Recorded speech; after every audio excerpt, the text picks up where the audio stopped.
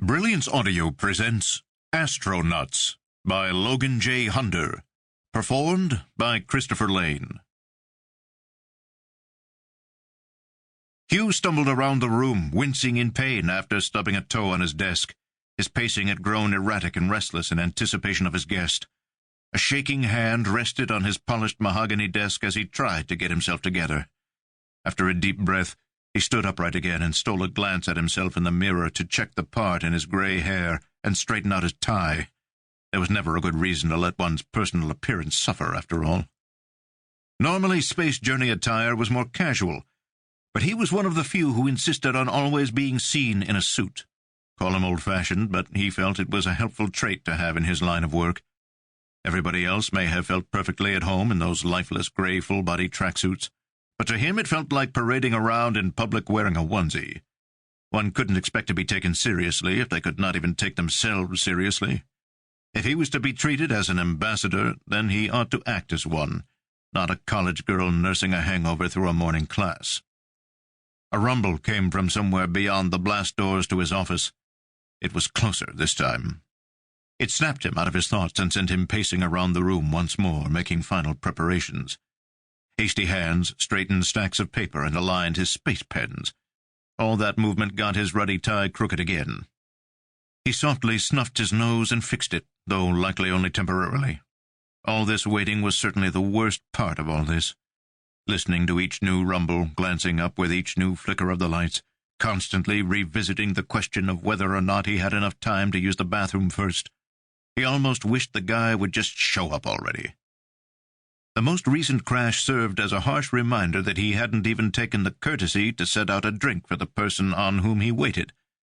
Shoving his papers into disarray again and knocking his pens back out of line, he yanked open a drawer and grabbed 2 glasses and a bottle of scotch. An empty bottle of scotch. An empty bottle of scotch that he tossed right back in the drawer before rummaging around for the next best thing. He still had some bourbon left. It would have to do. Barely keeping the shaking spout over the glass, he poured the dark liquid until the first glass had the perfect toasting amount in it. But there was none left for the second glass. The bottle smashed to pieces as he dropped it on the floor and tried to distribute the bourbon between 2 glasses. It sloshed between the trembling cups, not growing in quantity, no matter how many times he aerated it back and forth. It was no use. He'd need something else. Maybe some rye. Surely he had some rye. No, he had no rye. He lingered briefly on the bottle of Fireball before shuddering and slamming the drawer shut. The rumbling was close enough to be discernible now, with a cadenced peppering of laser shots and armored individuals falling to the floor. Hugh sighed and put the drinks out of his mind. He used the rare and expensive leather shoes on his feet to sweep the broken bottle under the desk before taking a seat behind it. Using his remaining seconds, he searched the internet for pictures of cute kids to brandish and claim relationship to. He had quite the brood put together by the time the metallic clangs of a battering ram rang out from behind the room's only entrance. "It's open," he choked, trying to sound cheerful. Something heavy clanged to the floor, and then the doors popped open, revealing a hardened old man with a bald head, cold gray eyes, and a smoking laser rifle.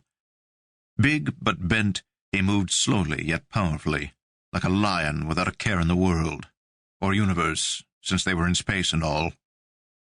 It was difficult to tell if the frown he wore pertained to the situation, or if it was just his resting facial expression. Hugh hoped for the latter. It would give him better odds of not having to face the same fate as his now lifeless guards. "You," the man grumbled in a gravelly voice. "It me?" Hugh strained to grin. "You must be Mr. Banks." "Glad we cleared that up," Banks said in his slow, deadpan tone. "Now get on your feet, hands where I can see 'em, and we'll do the motions." Hugh didn't move. Couldn't afford to show fear, not in his position. "Mr. Banks, let us conduct ourselves like civilized space beings. Please, have a seat." Banks rolled his eyes as he casually adjusted the angle of his hip-held weapon to be a smidge more threatening. "I don't know how new to this espionage thing you are, but this piece of hardware is called a gun. Guy with the gun gets to make the decisions. Now stand your ass up."